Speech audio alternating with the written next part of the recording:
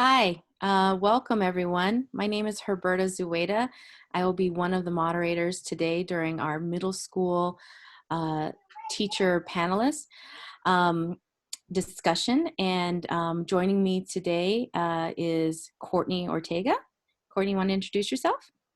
Yes, thank you, Herbie. Good morning, everyone. I'm Courtney, the secondary math coordinator, and I am excited to hear from our panelists today around some of the reflections that they've had over the last few months and learn from all of you. Thank you. Thank you, Courtney. So Courtney and I will ping pong back and forth. The faces you see, most of the faces you'll see are the folks on the panel. Um, and so we're going to go ahead and begin introducing ourselves, the panelists. Oh, and I forgot to mention I'm the secondary coordinator for science. Apologize for that. But our panelists, if you can go ahead and introduce yourself and do a better job than I did of just saying your name, your site, and maybe one or two, three words to describe your distance learning experience, what it's been like. So I'm going to go ahead and Wendy, you're to my right. So Wendy, go ahead. Okay. Hi. I'm Wendy Beatty. I work at Claremont. I teach 8th grade math. And my experience with distance learning has been started traumatic. I would say traumatic and challenging, but also thought-provoking and eye-opening. Thank you, Wendy. Let's go ahead and go Deborah. Hey, I'm Deborah Swenson. I teach at Edna Brewer Middle School, and I would say for me it started out stressful and then got pretty creative. Thank you, Deborah. Let's go to Sam. My name is Sam Homich. I teach at Westlake, 7th and 8th grade English. I think if I'm only relegated to 3 words, it would probably start off frustrating, but by the end, moderately successful. Thank you, Sam. And Sarah. Good morning. My name's Sarah Ben Israel. The kids call me Miss B, and I work with Miss Swenson. So we're partner teachers. So she teaches half of the 6th grade at Edna Brewer, and I teach the other half of the 6th grade. And I think like everybody, it started out just really like confusing and frustrating. And I think for me, the savior for this has been teamwork, and my teamwork specifically with Miss Swenson, I think has allowed for a lot of opportunities for each other and for the students. Thank you, everyone. All right, so this next 10 minutes, we're just going to be reflecting on our own learning. We're going to start off with the question, what have you enjoyed most about being an educator during this distance learning? And we're going to start the conversation with Sam. Okay, well, I'm glad, Miss B, that you mentioned teamwork, because I think the first thing that comes to mind is when the news came down that we were going to be going to this format, the incredible surge of kind of collaboration and innovation at our school site was really amazing. I mean, in the face of a global pandemic and lots of uncertainty and lots of anxiety, and as I mentioned before, frustration, our school site and our collaborators were able to really come together and support each other and support our scholars. And I think that's been, something that has maintained throughout the duration of this period. And it's really helped me get through all of the low points. And I also think that just personally, it's also been a great opportunity for me to reflect. And that I do enjoy doing that, reflect on my own practices, on strengthening my technological literacy, and really kind of being forced to be innovative and think about interventions. This has all kind of offered an opportunity for that, so that's been enjoyable.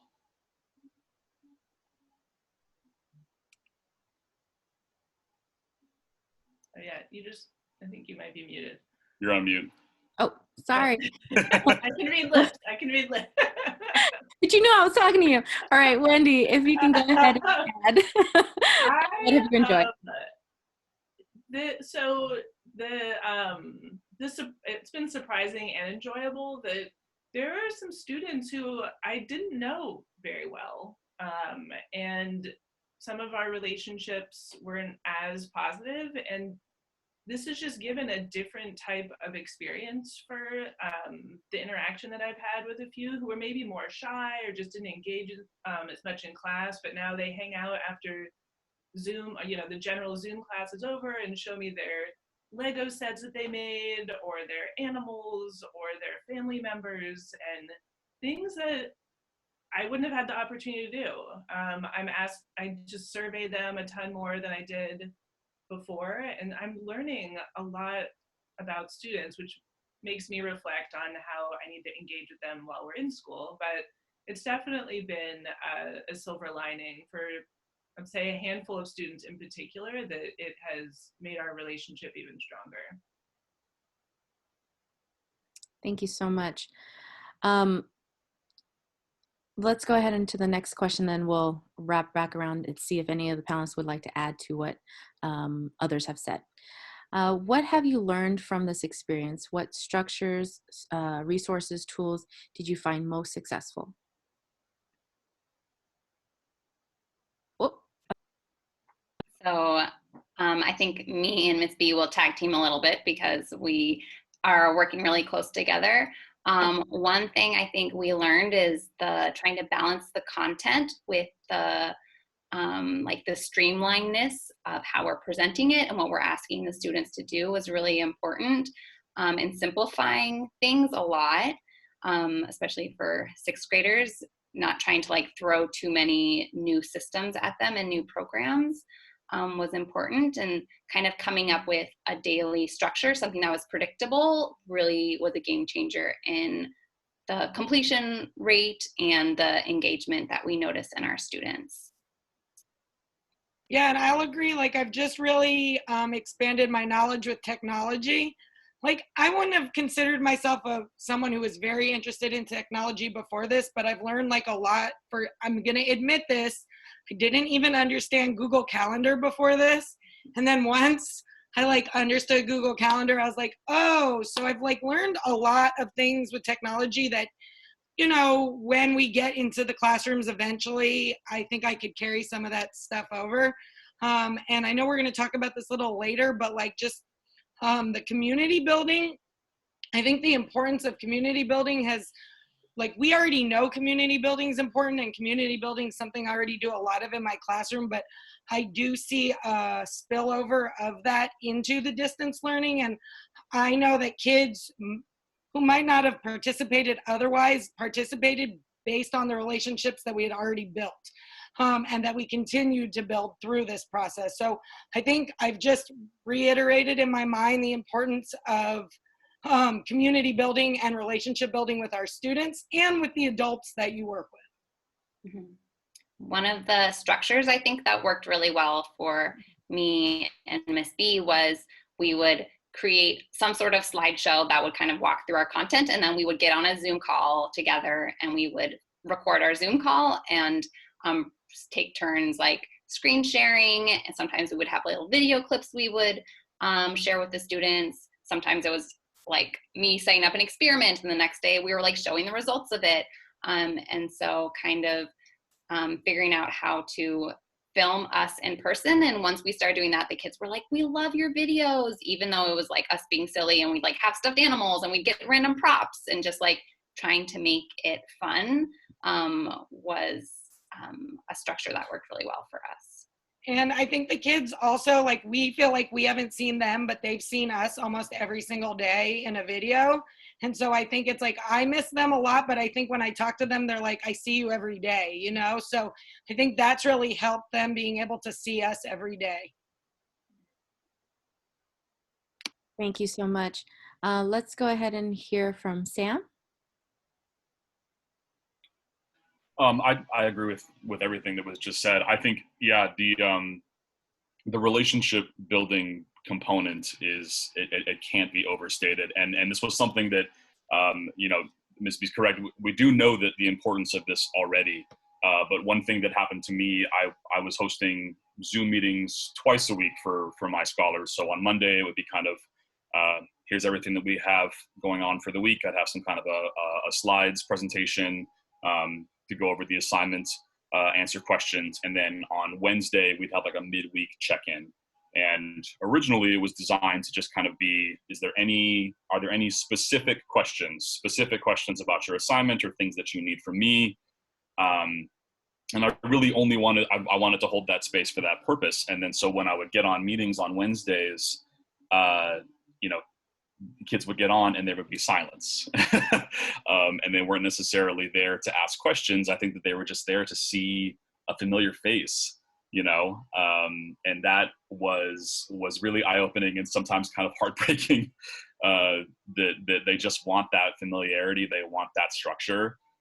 So that's something that I learned and I'm definitely going to take with me moving forward. Thank you.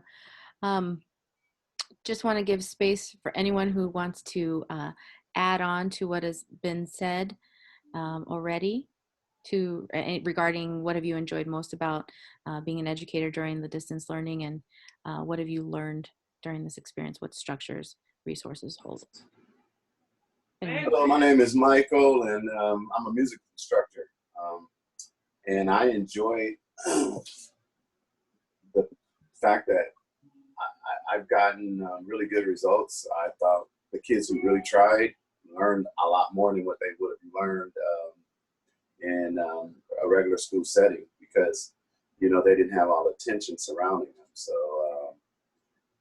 I really got some really good results from some students. Not just students who I know that could play well and that did well then, but students who didn't do well then. You know, when they tried, they put forth effort. They really succeeded. So I'm really impressed with the progress I made. Thank you, Michael, for sharing. Any of the panelists would like to share? I was just going to echo that sentiment of routine. I started pretty quickly just meeting with students at 2 o'clock on a Zoom every day, and we use Desmos for math, and so that was a really nice and pretty easy transition. But just that routine of, we're going to meet at 2 o'clock every day and we're going to still do this work together. It just provided that consistency, and I didn't change it much over the last few months. So that, highly recommend doing the routine. And it was just, like other people said, it was great just to see their faces, to I think also for them just to, I didn't even always have my video on, but just even to guide the lesson, it just felt very familiar. That helped.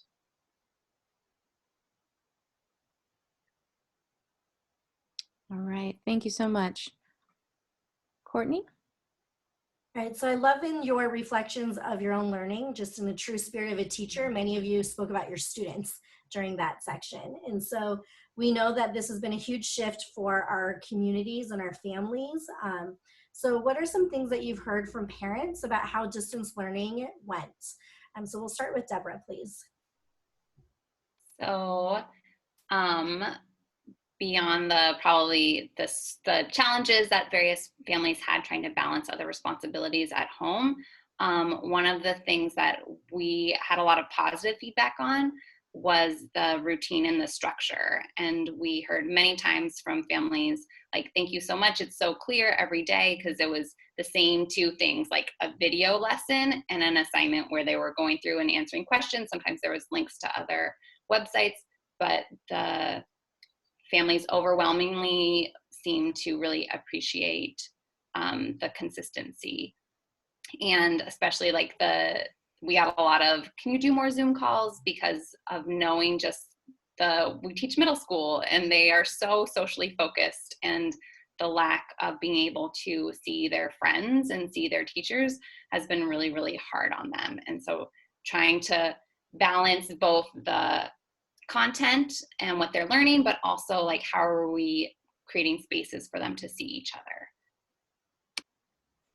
Thank you. Sarah?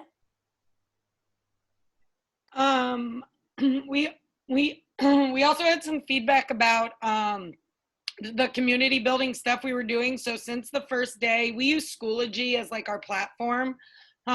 We've been doing a roll call like every morning for the whole 6th grade. I post a roll call with the like, how are you doing on, let us know you're here on a scale of 1 to 10, how are you doing? And whatever the national day is. Like, so today is Eat a Strawberry Day, say something about strawberries or about berries. And so there's been a roll call for all of 6th grade every single day from the day we started this. And parents have also given us a lot of feedback about that, because it allowed the kids, it's one of the things that we've done to allow the kids to kind of see their own answers, because I think there are also a lot of kids who don't want to get on Zoom. And even though their parents are like, get on Zoom, they're like, no, I don't want to get on Zoom, but they still need that like social feedback from each other, you know, knowing how their friends are doing. And then some of our counselors have been able to also use that as a check-in on how kids are doing from 1 to 10. You know, you go check on the kids who are stating that they're a 1 or a 2, that maybe were a 10 the other day.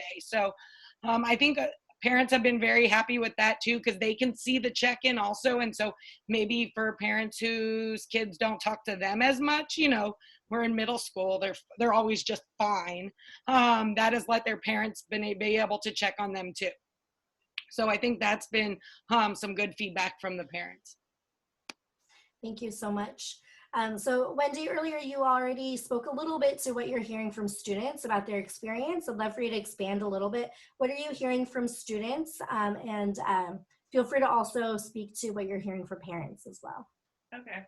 Yeah, I kind of like your roll call. I do a check-in survey every day on Google Forms, and also just a silly would you rather question. But I have in those surveys, I'll ask, which do you prefer? Do you prefer getting on Zoom and Desmos? Do you prefer just Desmos alone? Do you prefer, because I record everything, just watching the video? Do you want to do something different? And that was very eye-opening at the beginning. It was, not surprisingly, it was split. Still a majority of them wanted the Zoom and the Desmos. I think they wanted that interaction together. But there were still students who want to do it at their own pace with a video later on. And so it just kept standing out to me that choice was really important. Consistency helped, but there were still students who wanted choice. And then I will often, just like was said before, the how are you feeling, that type of thing. And I've seen that fluctuate over. But I've also gotten some really heartfelt messages from students who are just sharing appreciation just of having someone there and being consistent for them. And it's helped a lot just to keep things going and stay positive. But those daily surveys help hearing their voices. Thank you. So I love that you three spoke about ways that you're bringing in student voice into the decisions that you're making in terms of designing your instructional experiences.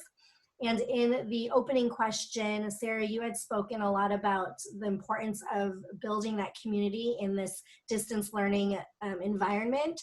So what are some of those things that you're doing with your students to really nurture that community?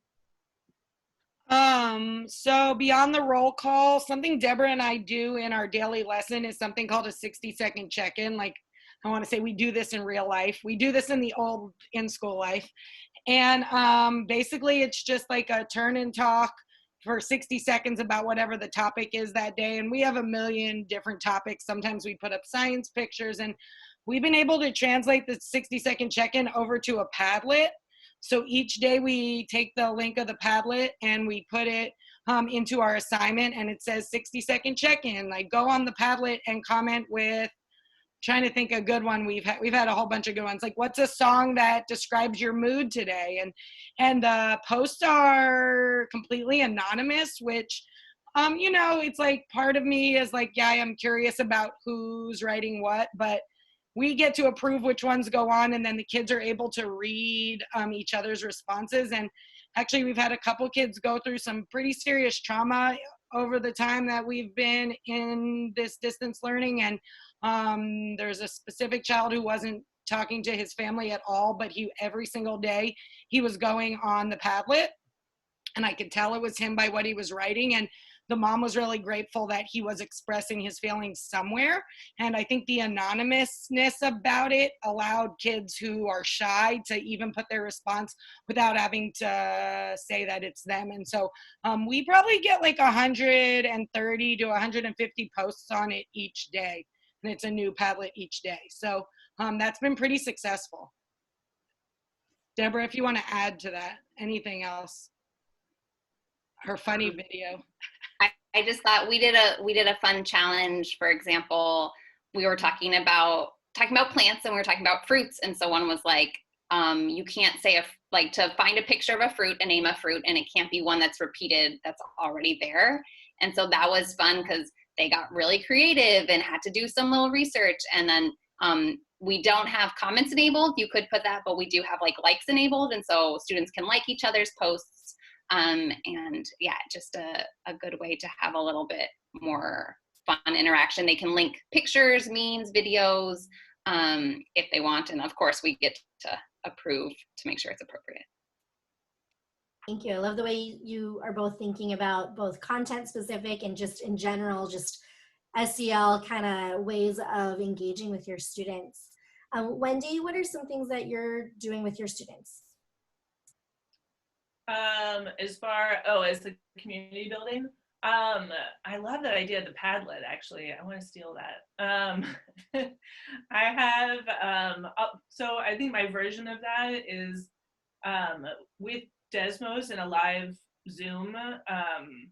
I also will ask questions that aren't necessarily math related that they have to respond to, and they can see each other's responses, and you start to see the trends of, oh, I'm missing my friends. Oh, I am I'm worried about a certain stress in my life, or someone's sick, or they get to see the trends that are happening with their classmates. And I think that is just any opportunity like that to help students feel like they're not experiencing this alone, that their classmates are also having the same desire to obviously to see their friends, or things are happening in their family.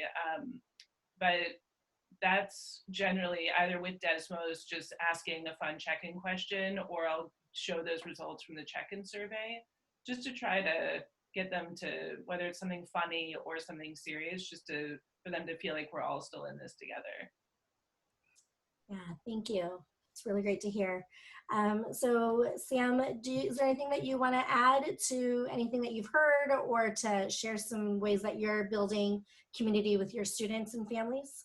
Yeah, well, I mean, I should really just lift up the Westlake team as in general, not just specifically in my class, but on Fridays, most Fridays, we've been holding an all scholar meeting. Our principal and the admin team hosted, and it's usually attended by teachers as well. And so it's open to all scholars. And we've been really taking the opportunity to try and continue that relationship and community building that we were, building upon when we were actually in school. The last few meetings have been centered around trying to plan end of the year activities. If we talk to the 8th graders, it's talking about how, what they would like promotion to look like. So we'll get a group of scholars, and we'll go into breakout rooms, and we'll discuss, and we'll check in. And I think it's been really great. And although it's not the entire school on Zoom all at one time, it is a space that they can log on and join. So that's what we've been doing at our site. Thank you for sharing that. That sounds really exciting. I know that this time of year is so bittersweet for our 8th graders, because this is a big transition for them. So I'm curious for our other panelists, what are some ways that your schools are thinking about celebrating the end of the year with students? We just planned our promotion. I don't know if anyone else is an 8th grade teacher, but can I go? Yes, please. Okay. Yeah, we're going to try to pull off a promotion ceremony over Zoom with 3 different ceremonies. And we're going to have a website with a playlist where students or parents or teachers have recorded a speech. And so students can kind of pick and choose what they want to listen to before we start the ceremony, and we had each student create a slide for themselves to be projected and shared while their name is being called. And then all the teachers came up with just a little blurb about that student. So we'll say something about them and go through each, but we decided to split it up over 3 days just because the length would be too long and too many people in it. But we're gonna try to do some celebration for them before they go, but I know they're sad about it. Yeah, we also are. I'm actually not in the promotion planning meetings, but I know that we are planning one, and I did submit. So all the 8th grade teachers were asked to kind of record a little, goodbye, kind of a video. So that's going to be cut together and shown at promotion next week. And then we typically, this is a separate event usually when we're actually in school, but we also have an 8th grade honors night where each teacher nominates a group of students and we give out awards, and it's a really great event. We also are trying to put that together as well. Is my sound cutting out? Well, you're just a little doubled up right now, but that's okay. Great. So would any of the other panelists like to add on to anything they've heard around these questions around engaging our community and kind of building these celebratory community events?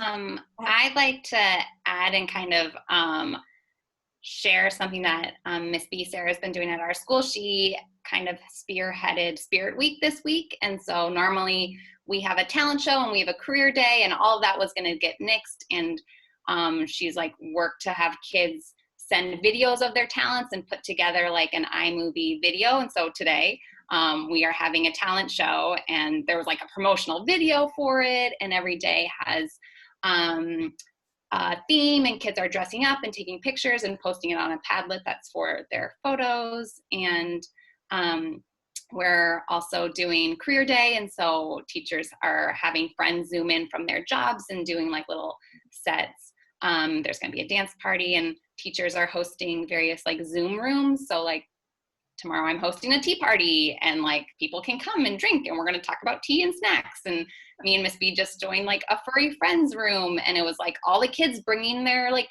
pets and like talking about their pets. And so it's just been like a really positive way to end this like really strange school year of like everybody coming together. And yesterday or on Monday, we held like a 6th grade rally, and I think we had about 90 kids participate in it. And we broke out into breakout rooms and did check-ins and came back together and danced the Macarena, and just like funny things to kind of commemorate the end of this year. And that I think has been really fantastic. Yeah, and we also on Monday, this has been like a big week of celebration. I don't always wear B antenna, if anyone in here is wondering. It's Spirit Week. But on Monday we did, one of the coaches has been doing online workouts, and then it was Decades Day, and then the rest of the teachers flash mobbed the workout, and we turned into like a Decades dance party. And it was like the kids, if they weren't dancing, they got a show, because it was just like the teachers were going crazy. And I think like my goal this week is to have a dance party with the teachers and the kids every day. So this has been like a big week of celebration, and we're trying to highlight the 8th graders during this week especially. I do also know we're doing the same thing as Wendy, right? Your name's Wendy? Yeah.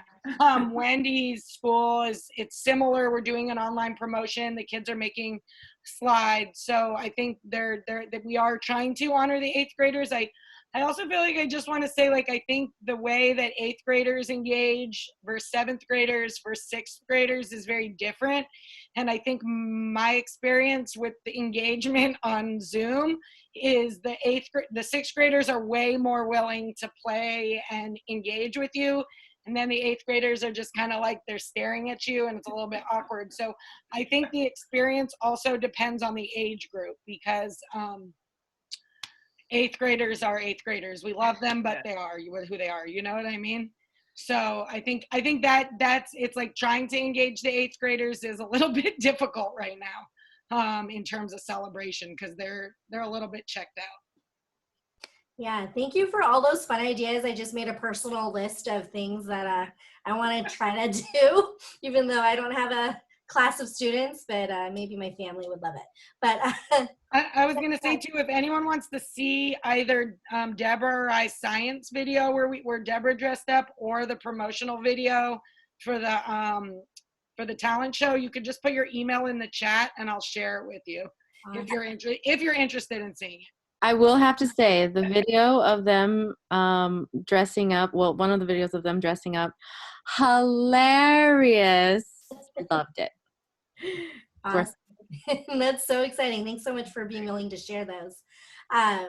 So I love that you are all thinking about all these fun ways to continue to build community and culture, because we all know that school is not just about academics. School is not just about a set of standards. School is about building community, building scholars, building these little people who are going to grow up to be, hopefully really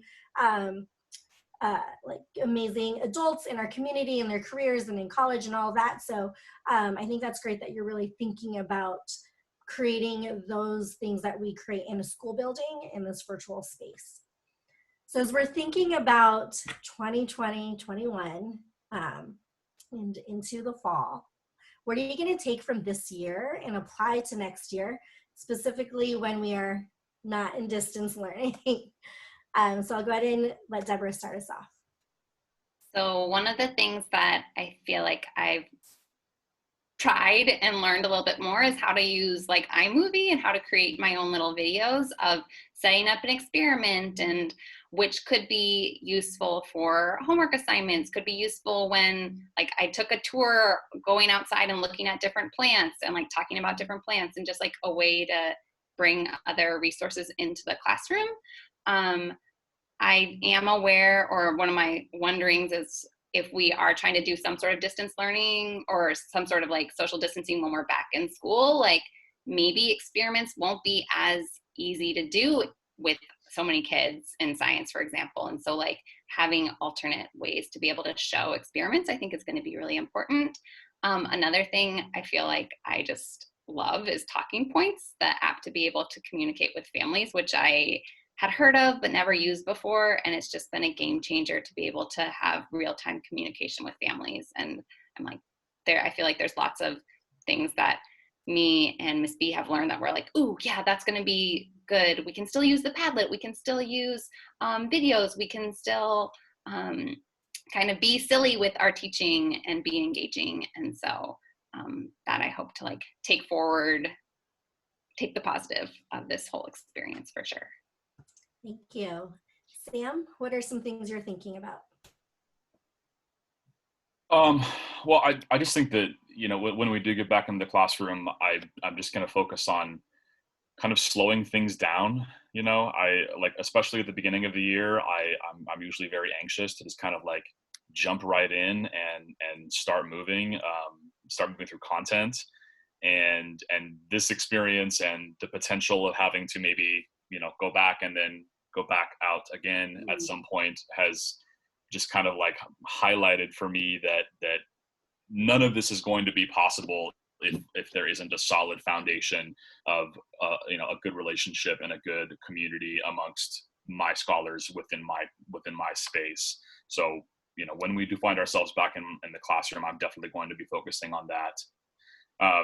I too am also just going to continue to kind of expand the technology aspect in my classroom. My students use Google Classroom pretty regularly, but they only use it really kind of for one or two specific things. And so I think that this experience has helped me kind of expand the different ways that it can be used. The idea of creating videos, of creating resources that they can go back and they can reference. In my English class, the use of audiobooks as well. All those things are definitely going to have a place in my classroom moving forward, at the very least for, as a resource. Like maybe if you missed this one thing or if you were absent, then I can go back online and all those resources are there for me, kind of have a library or a catalog or something like that. Great, thank you. So then as we think about, you know, Sam, you mentioned it, there is that, we don't know what the future holds, right? And, you know, there is a real possibility that there will be some aspect of distance learning next school year. We just have to wait and see. So as we think about our experience over the last few months, what was missing for you during distance learning that we need to collectively do some thinking around? So I'll go ahead and bounce that back to Sam. Yeah, I've thought a lot about this, so apologies. But you know, I think the first thing that comes to mind really is that even when we were in our classrooms, students are not very good at advocating for themselves. That's something that, you know, you have to really teach and you have to foster, it's built on a relationship, you know. And so in this distance learning format, it was really very difficult for me to feel like I was reaching everybody and that I was answering every question. You know, checking for understanding is very difficult in this format, I think. It's not really enough to just say, okay, are there any questions? You know, because that only rarely works in my classroom anyway. So I think we definitely need to continue to do some thinking around that. And it's not just about, I think it's not just about offering resources, because you know, that was also offered. I had office hours. Actually, all of their teachers had office hours every single day. They knew that there was like a standing time slot where they could do that. We had our Wednesday check-ins. I even hosted like a very, very brief tutorial on how to use their Gmail accounts when those were turned on, because a lot of them had never sent an email before. And still there was not a whole lot of engagement. And so I think that is what, you know, that's definitely going to need to be a focus for next year. How can I reach everybody? You know, how can I make sure that everybody is, everyone's needs are being met?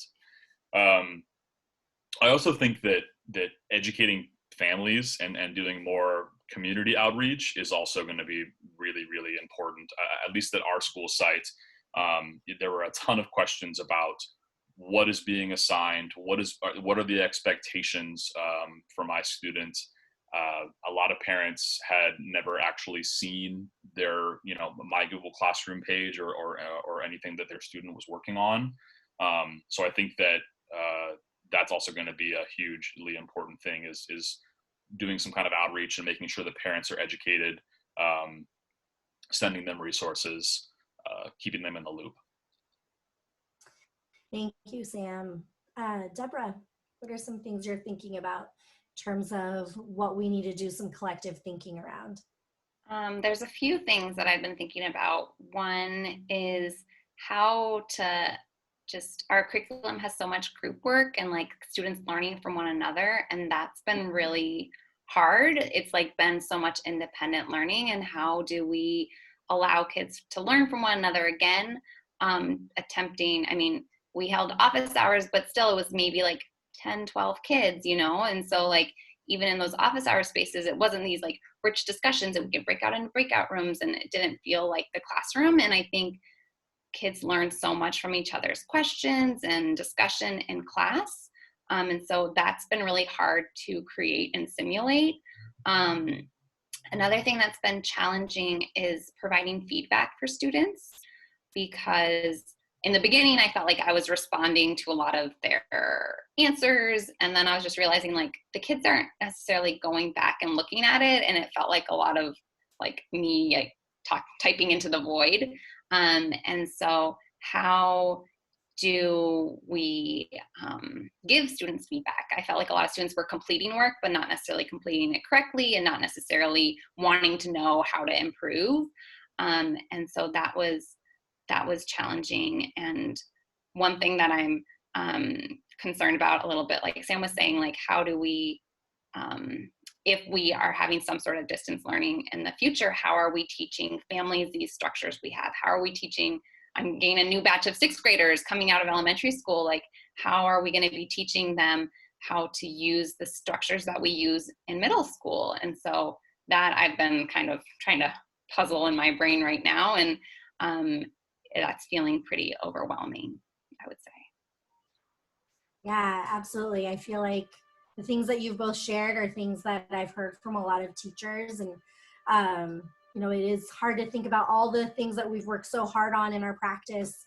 And then all of a sudden, in just a few hours, a few days, having to think about how to translate that to distance learning. It's just so challenging. So as we think about the things that we still want to be able to improve on or do differently in a future distance learning setting, what are some supports that we as a central office might be able to support for teachers that would help alleviate some of these anxieties or stress points that Deborah and Sam have named? So I'll go ahead and pass it to Wendy. Well, given that we're a week and a half away from the end of school and we don't know what's happening in August, I would say a huge request is to communicate and plan for any situation. So I would assume that all of us are feeling extremely anxious. We're getting through the end of the year, but we're also like, and August is really not that far away. I get it that our governor might be sending different messages, but there are definitely school districts that are engaging all stakeholders in planning, and it feels like a void, and it feels it's just very anxiety producing.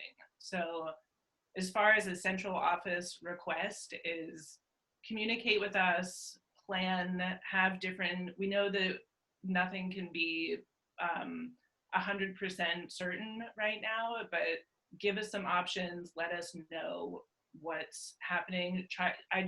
It would feel so much more stable, I guess, or just a little bit anxiety reducing if it felt like someone was even a few steps ahead of where we are right now. So just that communication and transparency would be really helpful.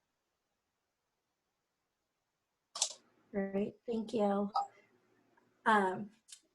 Yes, Mike, I see that. I would say keep those training webinars online, make them available to us, and provide more training if necessary,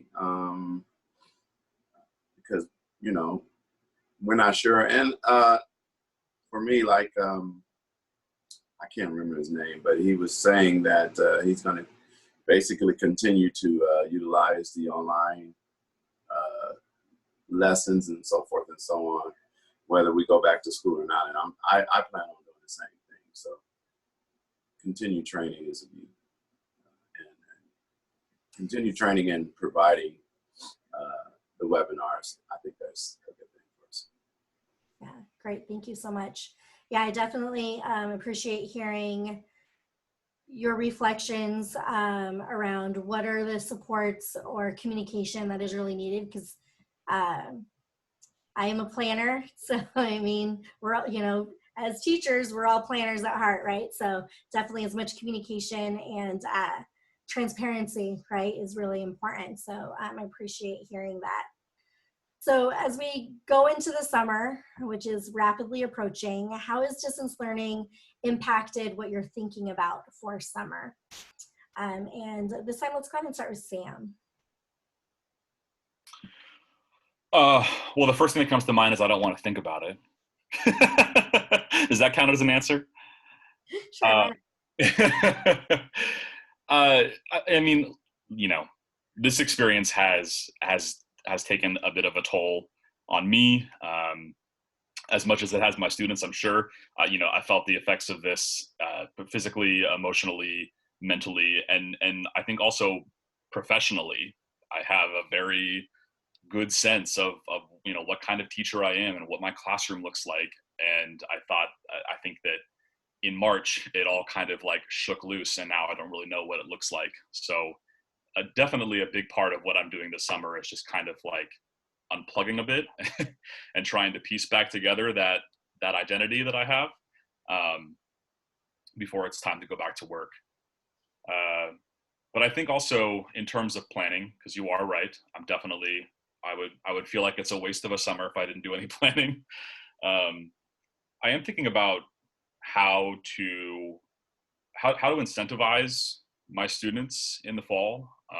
You know, when we submitted grades for the last marking period, there was definitely a bit of a steep drop off in participation, and even for those who were participating, it seemed like there was a bit of a drop off in quality of work and effort. And you know, to be completely frank with you, I don't necessarily blame many of my students for that output, because for so many students, whether you're high performing or low performing, grades are a motivator, you know, and they are at least at this point, they are really the only feedback that you get when you work hard.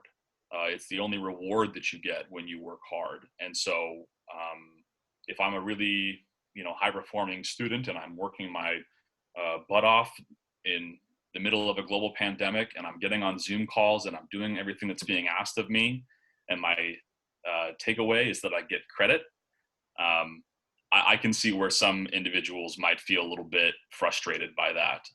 And so I think, you know, if we can't change our grading policy in an equitable way, then I think I personally feel like I need to find ways to incentivize my students and reward hard work and commitment, you know, despite all of the adversity that they have to overcome. Thank you. Wendy, what are some things you're thinking about for the summer? I'm planning to, I'm assuming that we're not going to be there in August, just to get I know how to mentally prepare myself if I'm in the classroom. So I'm just thinking about, if I'm not, how am I going to engage students for that, the first few weeks? What can I do during the summer to reach out to some families? Given that I teach 8th grade, I have that luxury of talking to 7th grade teachers. I do know a good bit of the 7th graders. So just figuring out how to leverage the summer to connect with as many students as I can, and just to plan until I hear otherwise. I just think I'm just planning for us not being there. So just trying to set up the beginning of school year in a digital virtual format. Yeah, great. Thank you. And also, I love that Sam's reminder too that we should also take a break, right? I mean, this has been a huge learning curve for everybody, and I certainly hope that everyone is also finding some time to just completely unplug and unwind as well. So thank you. All right, so at this time, I'd love to open it up to anyone on this Zoom to share a question or respond to something that they've heard earlier. So just to make sure that we're maintaining equity of voice and being aware of our time, if you would like to share something, go ahead and raise your hand. So if you haven't used that feature yet in Zoom, if you hover over the bottom of your Zoom window and click on participants, there is an option for raising your hand when that participant sidebar pops up. So I'll give a little wait time to see if anyone would like to add on anything, and this goes to both panelists and participants.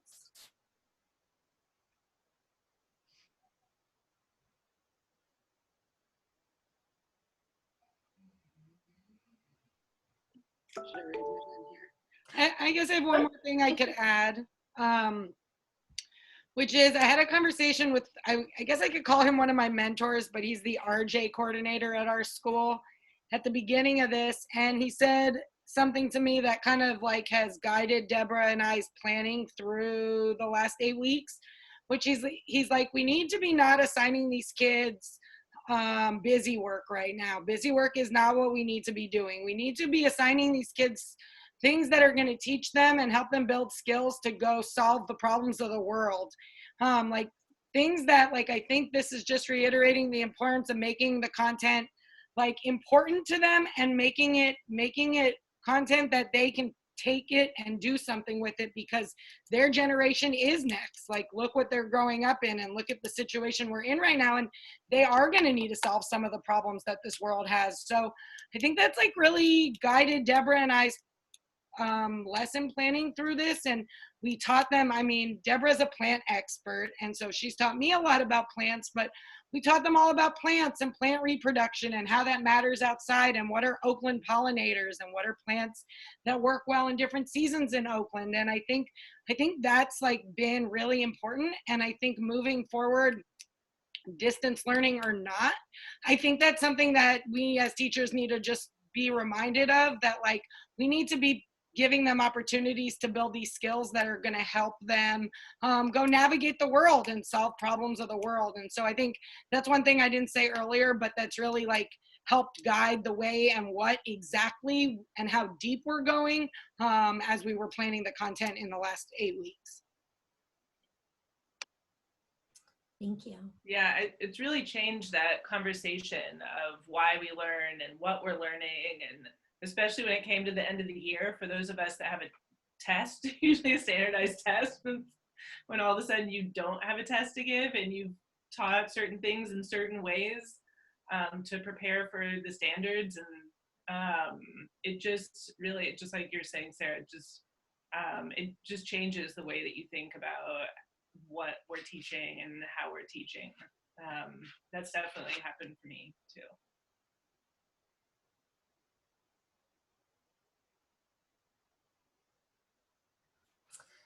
All right, I'm practicing my virtual wait time, which is always a little more awkward in a Zoom setting. All right, I don't see any hands going up. So at this point, I'm going to transition back to Herbie to close us out. Thank you. Thank you, panelists, and thank you everyone who's joined on the Zoom and adding comments to the chat room. So we want to just go ahead and close by asking panelists to say 1 or 2, 3 words that describe what you're excited about and heading into the next year.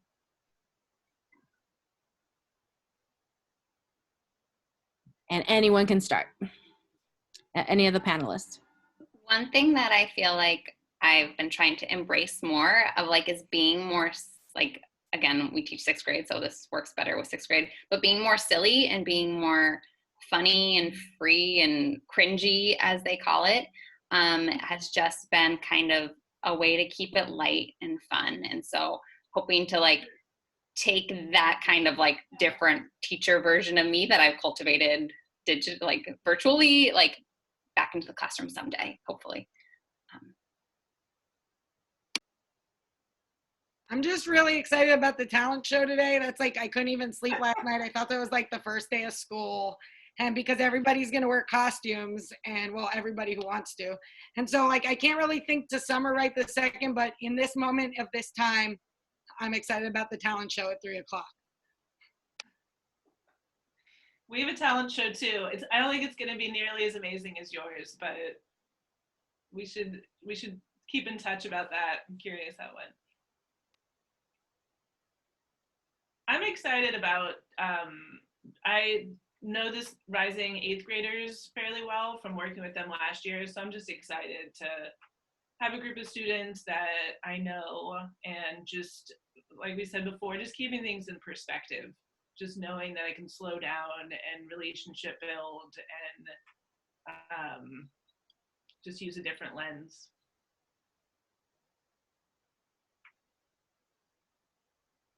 I just think that I'm going to try and share appreciations more in the fall.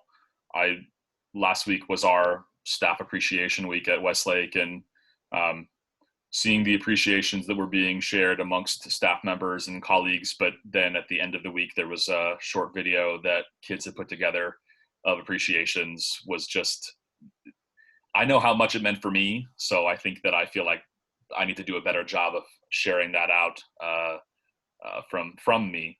So I'm going to try and keep that in mind as we start off next year in whatever capacity that we do.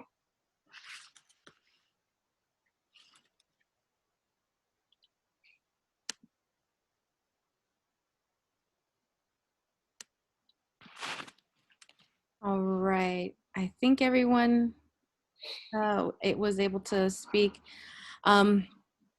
Thank you so much, panelists, for partaking in this conversation just about distance learning and what we've learned and what we can take into next year. Really appreciate that. Just everyone note who's on this Zoom webinar is that this is being recorded and will be posted up on Teacher Central. So if you miss anything, I see where like in the chat is where folks are from. You can connect back to this video and hear the whole recording at Teacher Central. Thank you, everyone. Have a wonderful rest of your week and day, and enjoy your last part of the year. I want to join the Edna Brewer Spirit Week. You can. If you email me, I'll let you in. Okay. I'm working the door. Okay. It's not too late to do Spirit Week next week, Wendy. I know. I'm so on it. I think you could tell Central that they could hold an OUSD Spirit Week once a month. I'm okay with that. Even in the summer, I'll come. I mean, I definitely want to learn how to do a Zoom flash mob. That's my new goal. Yeah, it was super fun. All right. Thank you, everyone. Thank you, guys.